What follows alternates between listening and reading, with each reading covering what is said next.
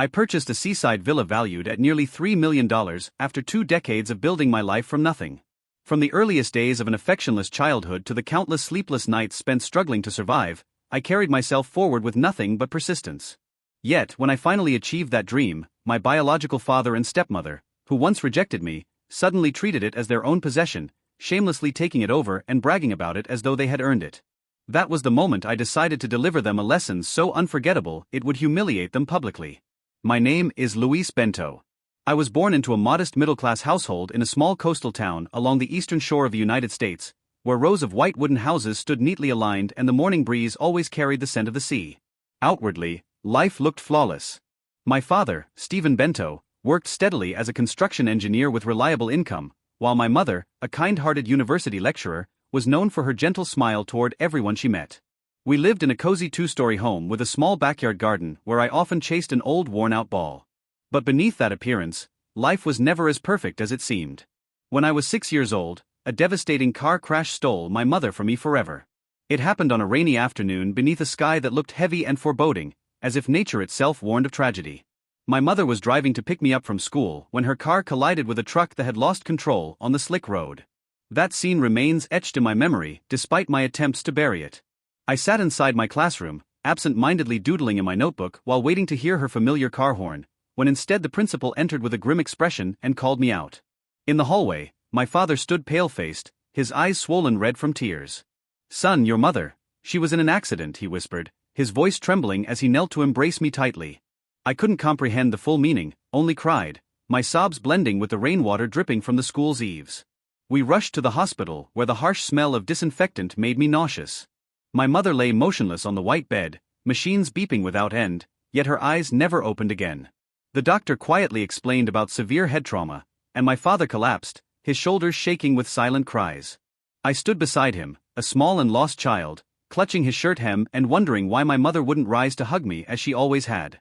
Her funeral followed a few days later under heavy rain, as neighbors brought flowers and empty words of comfort. Dressed in an ill-fitting black suit, I stood beside her grave watching soil thud against her coffin. My father promised then to always care for me, to be my strength. "We'll get through this, son," he assured me in a hoarse voice. But that vow faded away quickly, like seafoam dissolving into waves. Only months later, my father met Marlene, a woman from a real estate office with shiny blonde hair and a captivating smile. She swept into our world like a sudden wind, first through weekend outings, then by gradually spending more and more time at our home. My father's face brightened with smiles again, though none of those were directed at me. Within 8 months of my mother's death, he remarried, and I felt betrayed beyond words. "Why so soon, Dad?" I asked myself silently, though fear kept me from saying it aloud. I was only 6.5, far too young to grasp the weight of adult loneliness. Marlene arrived with her suitcases of clothes and glittering jewelry, at first pretending to be warm by cooking elaborate meals and asking casual questions about school. But that mask slipped away quickly. Her real nature revealed itself, and she treated me as nothing more than a leftover from my father's past marriage. "This boy is far too lazy, Stephen," she would scold whenever I failed to tidy my room. My father, instead of protecting me, would simply nod and say, "He'll learn." Slowly, his attention shifted entirely toward her, as if Marlene's presence had filled every hollow in his heart, leaving no space for me. Family dinners became evenings of exclusion. Marlene and my father laughed together about work trips while I sat in silence at the edge of the table. If I ever tried to speak, Marlene would give me a sharp glance. Children shouldn't interrupt adults. I withdrew further into myself. 2 years later, my half-sister Erica was born. With the same father but a different mother, she was a bright-eyed, radiant baby who instantly became the center of their universe. From the moment she arrived, everything changed. Marlene pampered her with expensive clothes and imported toys, while my father spent his free hours doting on her, pushing her stroller, singing her lullabies, calling her my precious girl. Toward me, his words dwindled to short, detached questions. "How's school? Did you eat?" I became invisible, like a ghost drifting unnoticed through my own home. On my birthdays, I longed for cake and presents, but Marlene would dismiss the idea with, "This year, we'll just keep it simple." Meanwhile, Erica's birthdays turned into grand events, with lavish decorations, crowds of guests and heaps of gifts. I would retreat to my room, clutching my pillow, crying quietly, wondering why I was so unworthy of love. The daily life in that house left scars that still ache. Every morning, Marlene would wake early to prepare Erica's breakfast, fresh toast spread with strawberry jam and a glass of warm milk, while I made do with cold cereal from the fridge. "You're old enough to handle yourself," she'd say coldly. My father sat behind his newspaper, never raising his head. Some mornings, I left for school with an empty stomach, too afraid to speak up. At school, I was the quiet boy, avoiding friendships for fear of hurt. Once on the playground, older children pushed me down and tossed my backpack aside.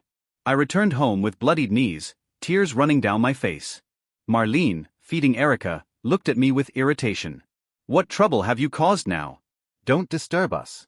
The baby is eating." My father emerged from his office, glanced at the wound, and muttered, "Clean it up, son. Men must be tough." Neither of them helped. No one offered a bandage or a comforting word. Alone, I went to the bathroom, tears mingling with water as I cleaned the wound with an old towel. I was only 9, yet by then, I had already learned the cruel lesson of mending myself without anyone's care. Not only physical wounds marked me, but also the deep ache within my heart.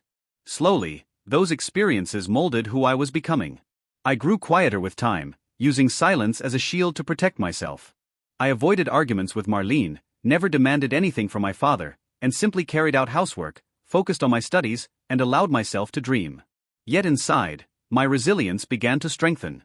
I spent hours in the school library, immersing myself in the stories of figures like Abraham Lincoln and Helen Keller who had risen above relentless hardships. I must be strong, I reminded myself every night as I lay on my worn bed, hearing laughter from my father's room where he and Marlene lived their life without me. I secretly saved whatever coins I earned from collecting and selling bottles, hiding them carefully under the bed. By the age of 10, I already knew how to prepare simple meals, do laundry, and study alone without relying on anyone's help. School became my haven, where I excelled in mathematics and science and dreamed of becoming an engineer like my father, but one who stood fully independent. A childhood scarred by invisible wounds and deprived of affection forced me to learn harsh lessons. I learned to endure Marlene's biting remarks like, "You're just like your mother, too weak," and to endure my father's cold indifference as he consistently favored Erica, buying her a new bicycle and sending her to piano lessons while ignoring me. I taught myself to love who I was because nobody else seemed willing to do so. I became as resilient as a cactus in the desert, surviving without water yet still managing to thrive. Though those years were dark, they equipped me for what was ahead. From a boy lost in loneliness, I transformed into a self-reliant young man determined to leave behind the house steeped in sorrow and to pursue real happiness. That pursuit began when I turned 16 and took on my first jobs, long exhausting nights filled with effort but fueled by hope. 16, the age when my peers were imagining their first loves, dazzling prom nights or cheerful summer trips with their families, yet I found myself standing in front of the cracked mirror in our cramped bathroom, staring at my pale face and the dark circles under my eyes from lack of sleep. I had already decided, I could no longer wait for my father or Marlene to change. If anything was going to be different, I had to rescue myself. The money I had earned from mowing lawns and delivering newspapers only amounted to enough for a second-hand bicycle, but that was enough to start. Quietly, I put up flyers across the neighborhood seeking work. By luck, the town's coffee shop needed someone to bus tables during weekends. That very first job struck me like a jolt. My shift stretched from late afternoon until well past nightfall, when the sun had already sunk behind the distant coastal hills. The place was called Seaside Brew, a small shop on the main street where the aroma of freshly ground coffee drifted through the air alongside the muffled roar of waves crashing against the shore. Its owner, a middle-aged man named Mike, looked me over carefully before saying, "Are you sure, kid? This job isn't easy. You'll have to carry dishes, wash up, and smile at customers no matter how drained you feel." I nodded with determination. "I can do it, sir." That was my initiation into the world of work, where no one coddled me, but at least no one rejected me for personal reasons either. The first days were brutal. I returned home with aching legs and clothes reeking of grease. Once, I clumsily spilled a tray of water onto a demanding customer, an elderly woman with snow-white hair reading her newspaper. She shouted furiously, "Clumsy boy, bring me the manager." My chest tightened, sweat broke out on my forehead, and I was certain I'd be dismissed immediately. Instead, Mike appeared, apologized to the woman, and then ushered me into the kitchen. "First time. Everyone messes up. Just learn from it and make sure it doesn't happen again," he told me. There was no scolding, no ridicule like I endured from Marlene, only clear advice. I wiped my tears away, drew a long breath, and went back to my shift. With time, I adjusted to the pace. Clearing tables taught me how to notice people, the regular who always drank black coffee unsweetened, the young girl who read quietly in the corner with her latte, or the old veteran who shared his war stories in a shaky voice. I trained myself to keep a smile even while concealing the loneliness inside me. At week's end, when I received my first paycheck, an $80 bundle of worn bills, I could hardly stop my hands from trembling as I counted it again and again. It wasn't much, but it was enough to buy textbooks for my upcoming senior year. I tucked the money under the bed, next to the coins I had hidden earlier. Marlene grew suspicious when she noticed my late returns home. "Where are you wandering off to? Don't shame the family," she demanded, while my father merely remarked, "He's grown up, Marlene." There was no praise, no encouragement, but I had ceased to expect it. I was already building a path of my own. Then, when I turned 18, the door to freedom opened wider. I graduated high school and received a partial scholarship to a nearby public university, 2 hours away by bus. When I held the acceptance letter in my trembling hands, tears flowed as I whispered to myself, "I've made it."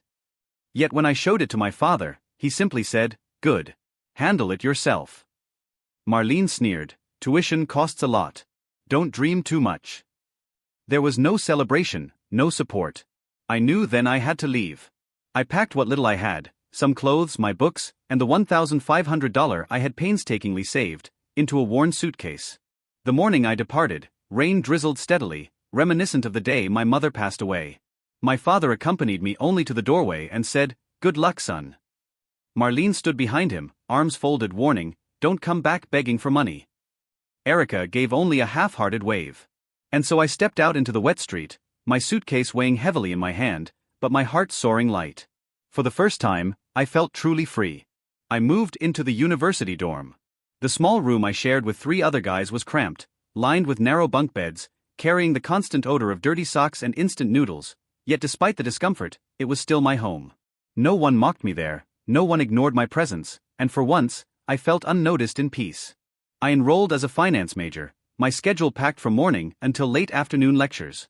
To pay off the rest of my tuition and living costs, I kept working endlessly.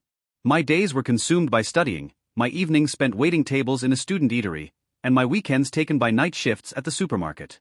Life became an exhausting loop, waking at 6 in the morning, classes until 3, working until late at night, then staying up until 2 a.m. to study. Some nights I would collapse over my desk, books scattered around me, stomach aching from hunger. Can I really handle this? I would wonder as I gazed out the dorm window at the flickering streetlights. After a year in the dormitory, I decided to rent a small, shabby apartment in the suburbs, a rundown place with peeling walls and an old gas stove. It cost $300 a month, but at least it was private. There, I cooked for myself, spaghetti with cheap sauce, or salads pieced together from leftover produce at the supermarket. I had no close friends, there was never any time to form them. Life was lonely, but I had grown used to loneliness. During my weakest moments, I thought of my mother. "Mom, I'm trying," I whispered inside. I called home occasionally, but our conversations were short and hollow. "Are you okay?" my father would ask. "I'm fine," I'd reply, hiding my struggles. No confessions of hardship, no request for help. Marlene would cut in sharply, "Don't bother us." I would hang up quietly, swallowing tears. In my second year, I took an extra job at the university library, shelving books and helping students find research materials. The work was lighter, and it gave me time to study. I began devouring finance books, Rich Dad, Poor Dad, The Intelligent Investor, each one like a lighthouse guiding me forward. I dreamed of the day I would graduate and land a steady job, but reality kept knocking me down. Some months, my money ran out early, and I survived on dry bread for 3 days straight.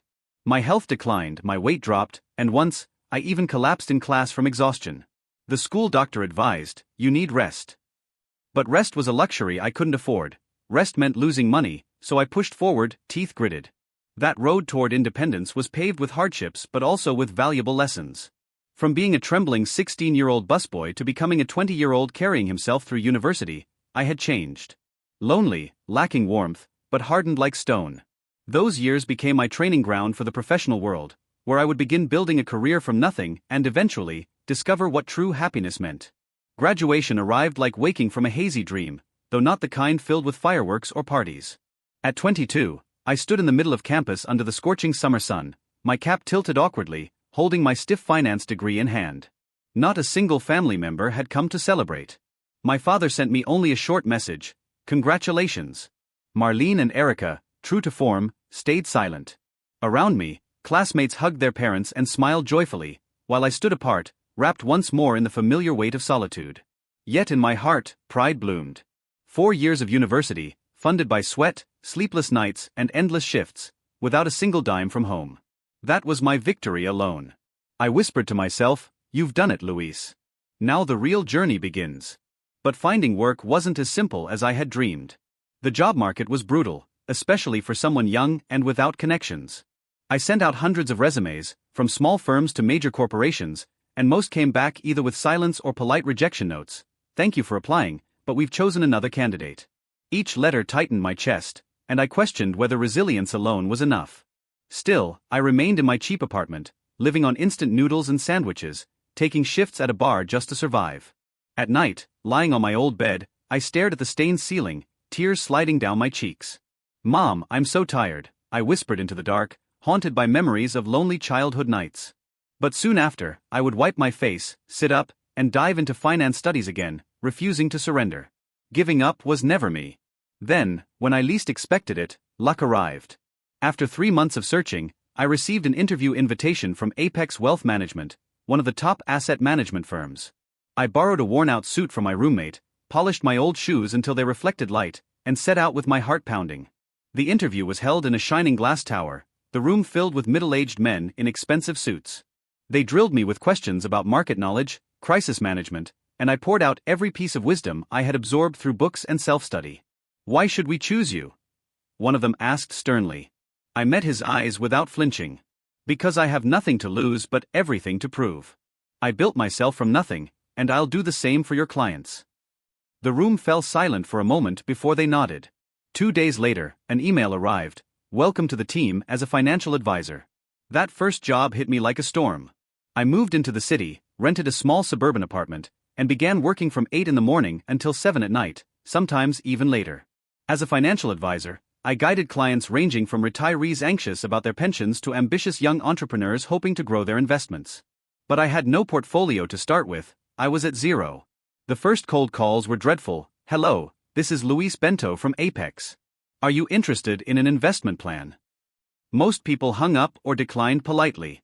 Once, an elderly client screamed at me over a piece of advice, though the mistake stemmed from a system error.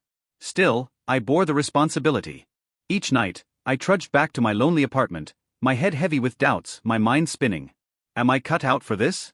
I wondered, but then remembered those night shifts in the warehouse and told myself, "Endure it, Luis. This is just the beginning." Gradually, I learned to overcome. I worked harder than others, waking up at 5 a.m. to read market news, analyze stocks, and call potential clients. The resilience from my childhood kept me from getting discouraged. In the early months, the base salary was low, commissions meager, so I saved every penny, eating home-cooked meals, walking instead of taking taxis. Life was lonely, no friends, no family. I called home a few times, but my father only asked briefly, "How's work?" Marlene interjected, "Don't brag." I hung up, my heart aching, but then focused on work. The first success came after 6 months. A middle-aged couple trusted me to manage their savings. I invested carefully, and when the returns grew 8% in the first quarter, they referred friends. My client portfolio grew from 5 to 20, then 50. The early years of my career were full of drama. The stock market fluctuated, sometimes crashing due to minor economic crises with panicked clients calling in the middle of the night. "Luis, where's my money?" I had to stay calm, explained long-term strategies. Sometimes staying up all night to adjust portfolios. Once a small mistake, investing in a risky stock, caused a client to lose 5%, and I nearly got fired.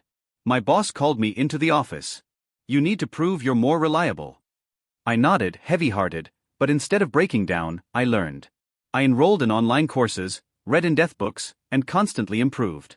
Thanks to that, I got through it, and my reputation built up.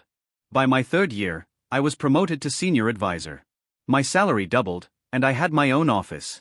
At 28, life was more stable, but still missing one piece: affection. I was still alone, spending weekends reading or jogging along the river. Then at 30, everything changed.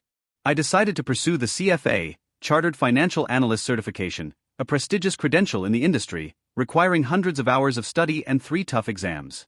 I studied like crazy. Early mornings before work, late evenings after hours, weekends locked in the library. Some nights, my eyes burned from staring at screens. I wondered if it was worth it. But then I remembered my childhood, those nights enduring alone, and gritted my teeth to continue. I passed the first exam with high scores. Then the second, the third. The day I received the certificate, I held it in my hands, tears streaming down.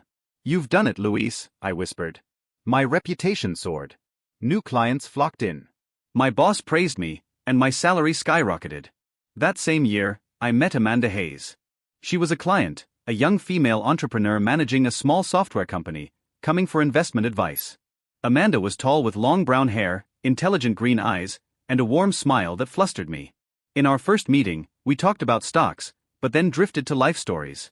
"You seem to understand risks well," she said, her voice warm. I smiled. "From personal experience." Gradually, consultations turned into coffee dates, then real dates. Amanda listened to my past, my loveless childhood, my journey of independence, without judgment.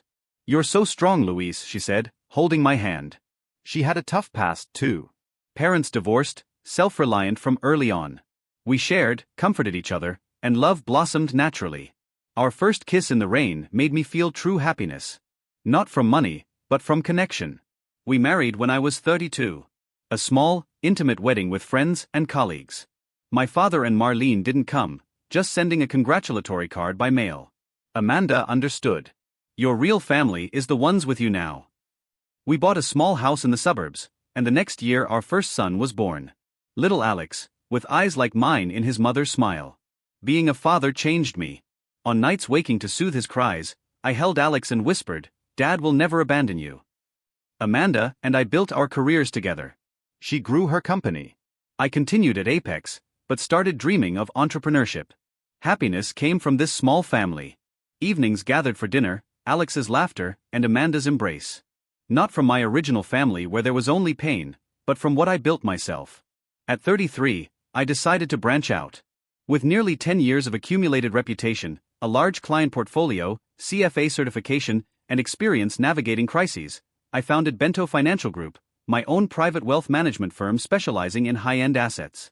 It was risky at first, giving up a stable salary, renting a small office, and convincing old clients to follow me. In the early months, revenue was low, bills piled up, and I worried to the point of insomnia. Amanda hugged me.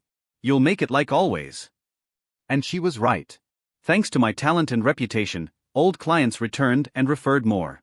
The firm grew quickly from a few $100,000 under management initially to millions, then tens of millions in just 2 years. My career flourished. Our family's finances were solid. We bought a new car, took weekend trips, and spent time with Alex. But true happiness wasn't the numbers in the account. It was the moments. Alex running around the garden, Amanda whispering, "I'm proud of you," and me looking back at my journey from a rejected boy to a successful man. My original family never brought joy, but this small family did. It was proof happiness is what we create ourselves, not waiting for it from others. And then at 36, when Bento Financial Group had become firmly established with stable revenue and a loyal client portfolio, we decided to invest in something bigger, a seaside villa. It wasn't just a house, but the peaceful dream I had nurtured since my childhood days, sitting alone on the beach, watching the waves crash and dreaming of a place that truly belonged to me. Amanda and I discussed it for months, weighing everything carefully. Not an impulsive splurge, but a smart investment. We chose a high-end resort area on the California coast where pristine white villas nestled against the cliffs with expansive views of the vast ocean. Value, $2.9 million. That number made me blink a few times when signing the contract, but it was worth every penny. The villa wasn't just for family vacations. It could also be rented out through platforms like Airbnb, generating passive income, a financial strategy one had learned from my years as an advisor. The process of buying the villa was full of excitement, like a new adventure. We flew out to view it several times, walking along the private beach, breathing in the salty air mixed with the scent of wildflowers. The 3-story villa had a modern design with large glass doors welcoming the sunlight, an infinity pool overlooking the sea, and a lush green garden with swaying palm trees. The spacious living room featured a stone fireplace. The kitchen was fully equipped with modern amenities, and there were 4 bedrooms, one for Alex, one for the second child we were expecting. Amanda was 3 months pregnant, and the others for guests. I clearly remember the day we signed the papers at the real estate office. My hand trembled slightly as I put pen to paper. "This is ours now, my love," Amanda whispered, her hand on her belly, her eyes sparkling. I hugged her, feeling the familiar warmth and thought, This is the symbol of 20 years of striving from empty hands, from exhausting busboy shifts to sleepless nights studying for the CFA, and now a small but solid financial empire. The first time the whole family went to the villa, it was a hot summer afternoon with brilliant golden sunlight shining on the sparkling sea. We drove from the city, Alex sitting in the back seat, excitedly singing along to the radio, holding his superhero toy. "Dad, are there sharks in the ocean?" the boy asked, his eyes wide. I laughed, glancing at Amanda, smiling in the rearview mirror. "Yes, but we'll swim safely."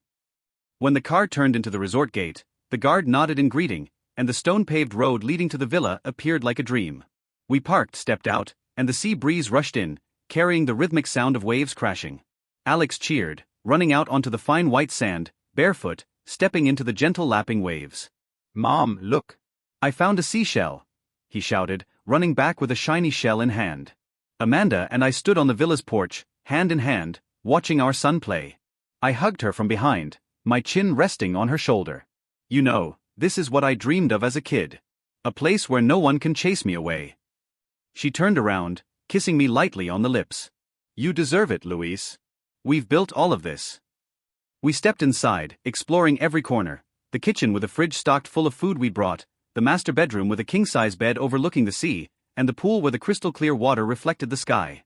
That evening, we barbecued outdoors, the smell of smoke mingling with laughter. Alex ran around the pool, splashing water everywhere, then fell asleep exhausted on my lap. Amanda and I sat by the fire pit, holding glasses of wine, watching the stars twinkling in the deep black sky.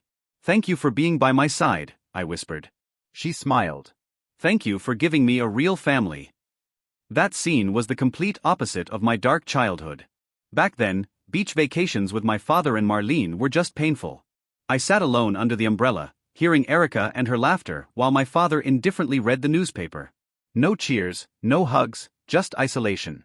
Now here, with Alex laughing and playing on the beach and Amanda by my side, I felt healing. The villa wasn't just bricks and wood. It was proof of the power of resilience. We stayed for a week, savoring every moment, early morning jogs along the shore, midday swims, afternoons reading under the trees. When rented out, the villa provided steady income, a few thousand a month from tourists, but its true value was the memories we created. I never expected that peaceful dream to be disturbed by ghosts from the past. News of the villa reached my father and Marlene's ears by chance, perhaps through Erica.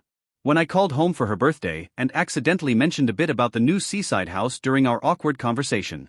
About 3 days after Erica's birthday, my phone rang, and Marlene's shrill and familiar voice came from the other end, making me shudder.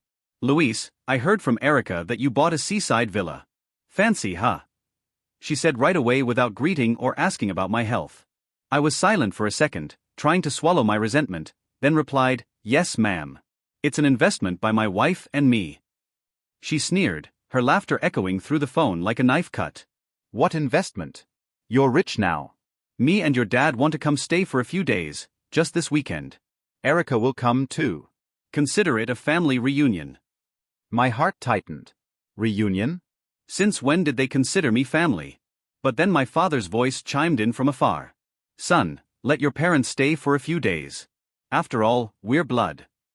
I gritted my teeth, thinking of my biological mother, thinking of the lonely years, but finally, reluctantly agreed. "Okay, but I'll arrange it through the resort manager. They'll prepare the rooms." I said that to keep distance, not wanting them to think it was a private home I could open any time. The first time they came, I wasn't there, intentionally scheduling work to avoid it. I just sent the electronic key via app and instructed the resort staff to monitor. They stayed 3 days, from Friday to Sunday. When they left, Marlene called to thank superficially, but mixed with complaints. "The rooms are nice, but the fridge is empty. No ready food. Next time, prepare properly, okay?" I swallowed, replying, "I'll note that." My father was silent, just clearing his throat in the background. Erica sent a message, "Thanks, bro. The beach is beautiful." At least she was polite. I sighed in relief, thinking it was just a one-time thing, but I was wrong. Just 2 weeks later, the phone rang again. This time it was my father calling directly, his voice a bit awkward. "Son, at the end of this month, your mom and I want to come back to the villa. Marlene is stressed from work. Needs rest. Just 4 days." I blinked, looking at Amanda sitting beside me, shaking her head in dismay. "Dad, the villa has renters coming this weekend," I replied, trying to refuse politely. But Marlene snatched the phone. Then cancel it. You're so rich. What's a little money? Rent it out another time. Prioritize family. I felt blood rushing to my face, but held back again. All right, I'll arrange it. Gradually, the requests became more frequent, like a bad habit spreading. They came without notice. Once I got a security system notification at midnight, seeing my father's car parked at the gate. Mom and Dad came suddenly. Erica wants to swim in the sea. A hasty message from my father. I had to cancel the rental urgently, losing a few hundred in compensation to tourists.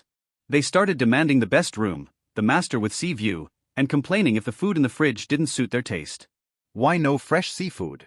Marlene likes lobster, my father called to whine once. I sent food via delivery service, spending another few hundred, but my heart grew heavier. Amanda worried. Honey, they're abusing it now. This is our home, not a free hotel.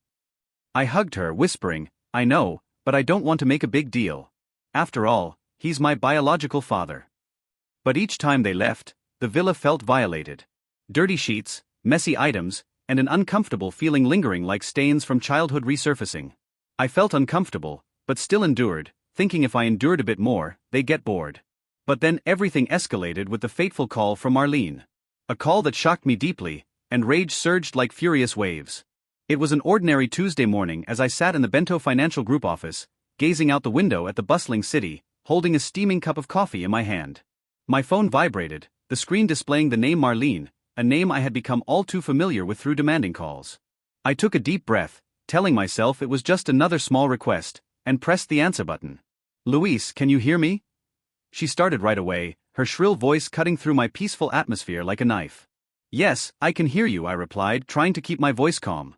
But her next words made my blood rush to my head like a bomb exploding. Erica is about to introduce her future fiancé to the family. The boy's name is Ryan, from a wealthy family working in tech. His future in-laws are coming too. His parents are flying in from New York and want to see what the house is like. Plus, my relatives are joining in. Aunts, uncles, cousins, probably close to 20 people in total. It'll be 3 weeks during the upcoming summer break starting next week. Get the villa ready. Clean it up thoroughly.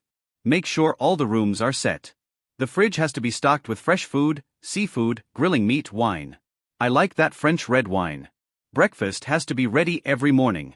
Hire a chef if needed. Don't let anything be lacking, or the in-laws will think our family is stingy. She poured out a torrent like ordering a servant without a single word asking for my opinion, and not even a do you agree? I sat there stunned, my hand gripping the phone so tightly that my knuckles turned white. 3 weeks? Nearly 20 people? Did they think the villa was a free hotel? I tried to interject, my voice trembling with anger. 3 weeks is too long. The villa isn't always available, and my family has plans for a summer vacation there. Alex is excited. But she cut me off, her voice rising sharply. What plans? You can just rent some other villa for a temporary getaway. This is a big deal for Erica, her lifelong happiness. Your dad already agreed. Don't be selfish, Luis. I'm hanging up now. You handle the preparations. The beeping tone sounded, leaving me sitting there, my heart pounding, my face flushing hot. Rage surged like furious waves in the ocean. How dare they? They had never treated me like a son, never supported me with a single penny.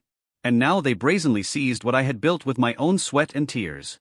My family had to give up our summer vacation, the days Alex was looking forward to building sandcastles, Amanda and I relaxing by the pool, for that bunch.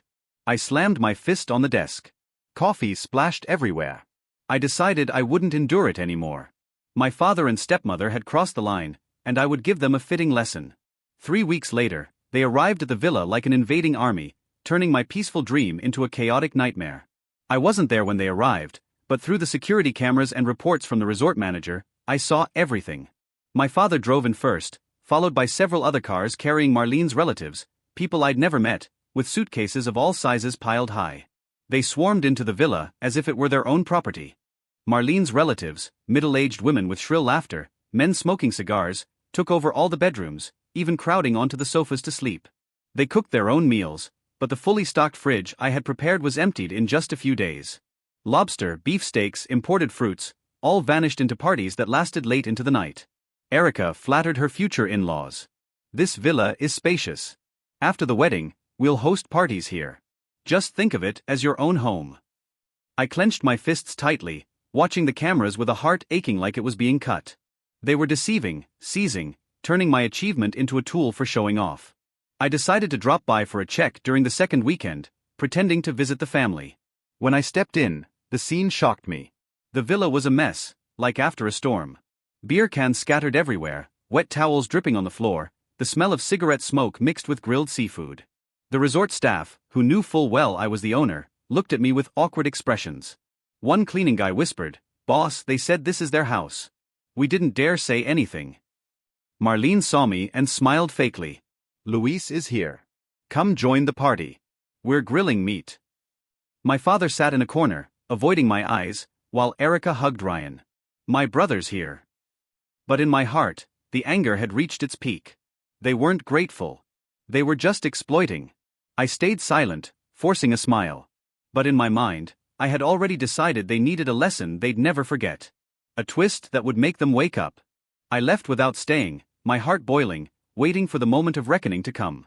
3 weeks passed like an extended nightmare, but I had planned meticulously, coordinating with a resort manager, a middle-aged man named Tom, who knew the situation well and sympathized with me after I briefly shared my past. "Boss, I'll handle it according to procedure," Tom whispered over the phone a few days before they left. I nodded to myself in the office, feeling an unusual calm amidst the anger. On the final morning, as the sun just rose over the sea, glistening through the villa's glass doors, they began packing, or rather hastily throwing suitcases into the cars, their laughter still echoing as if they'd had a perfect free vacation. Marlene shouted orders to her relatives. "Hurry up. The flight is this afternoon." "Erica, did you bring the gifts for the in-laws?" My father fumbled with the luggage, avoiding eye contact with anyone, while Erica hugged Ryan, whispering sweet words. Her future in-laws, the elderly couple with satisfied expressions, probably thinking this family was very wealthy, stood aside holding designer bags.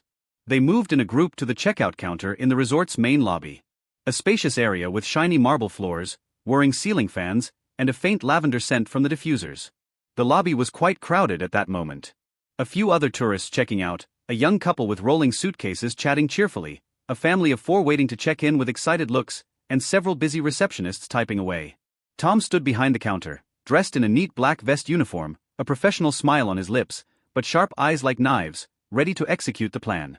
The young receptionist next to him, named Lisa, a girl about 20 with her hair in a ponytail, stood slightly back, her face pale after Tom had briefed her on the potentially tense situation. "Good morning, guests. I hope your stay was enjoyable and relaxing," Tom said, his voice even, polite, but firm, then slid the pre-printed bill across the glossy wooden counter. "This is the total invoice for 21 nights stay.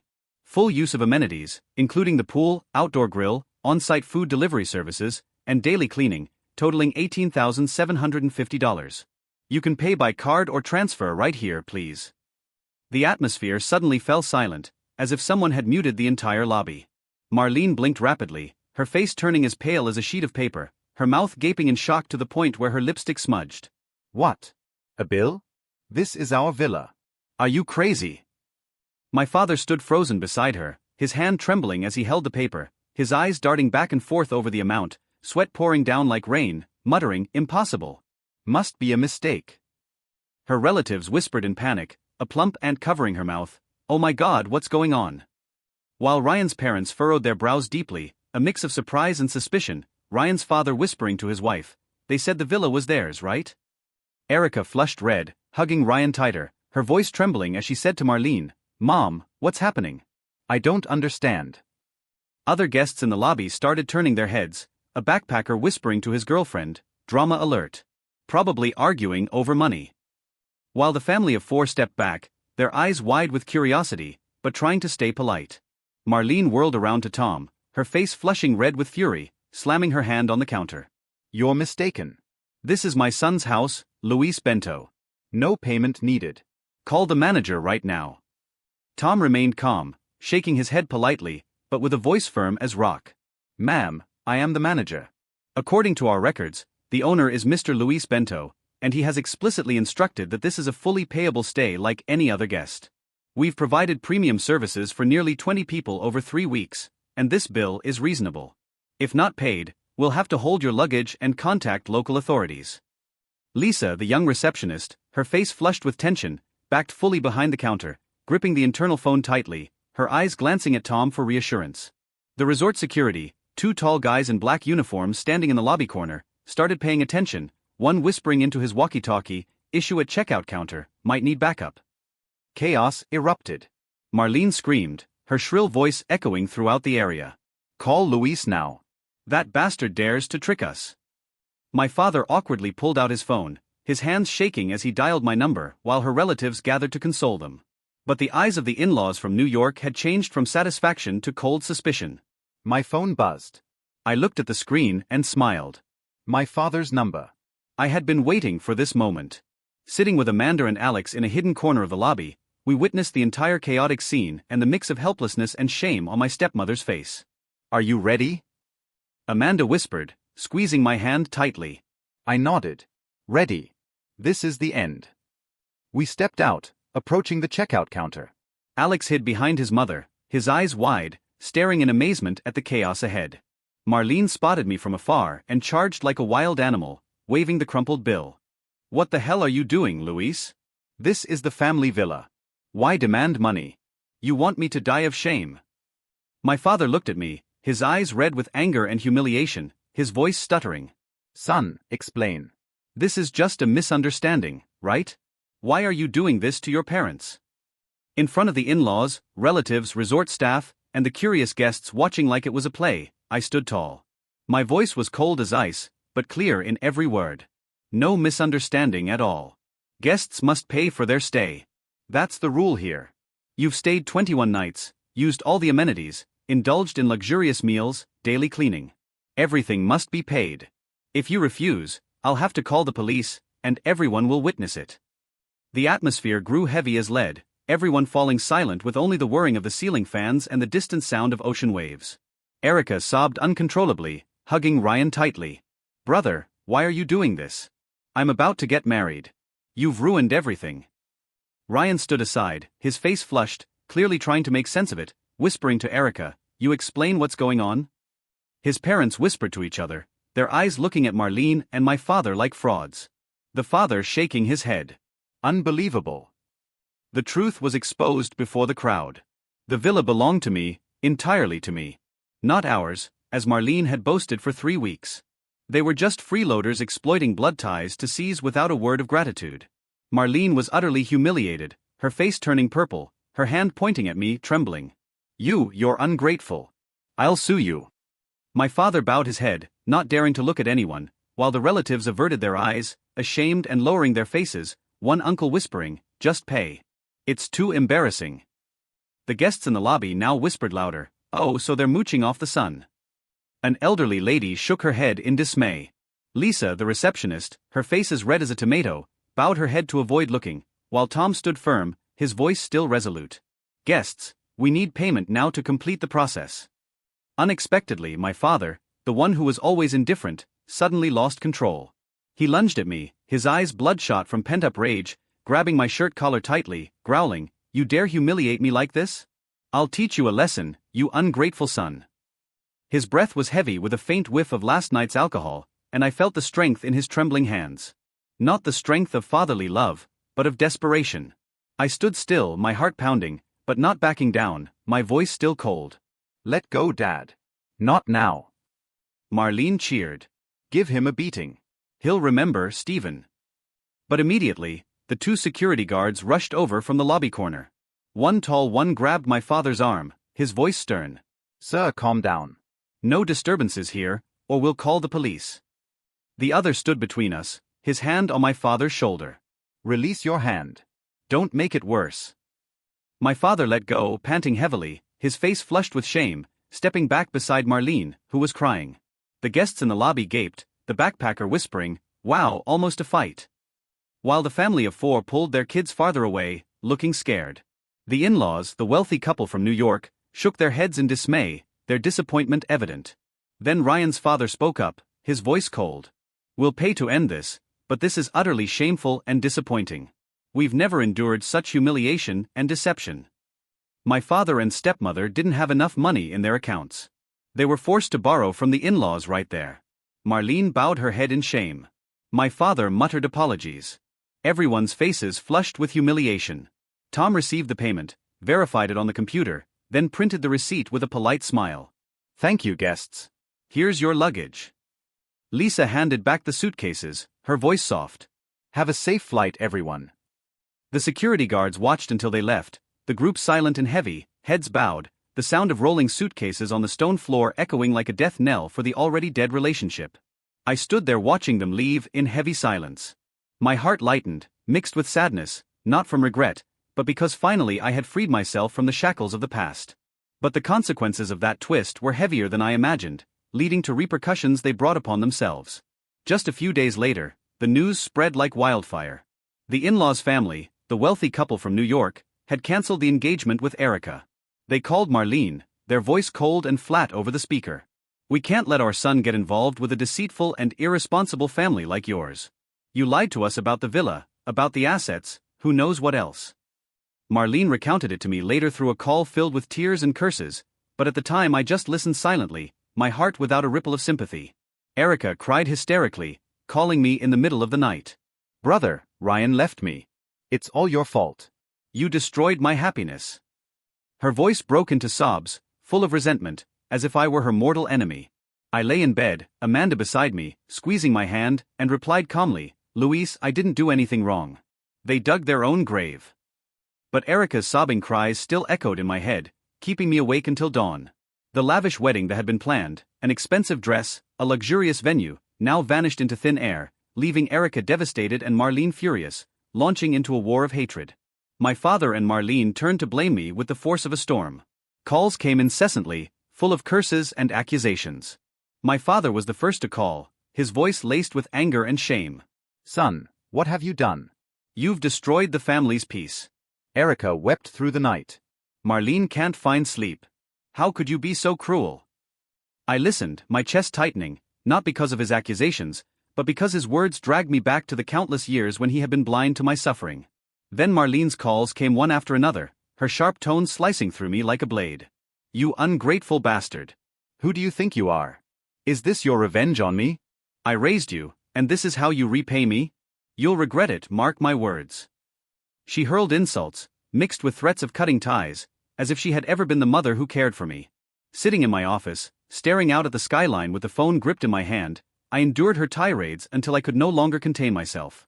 On her final call, when she shrieked, "You've ruined everything," I drew in a long breath and spoke, my voice cold and steady. I didn't ruin anything. You did this to yourselves.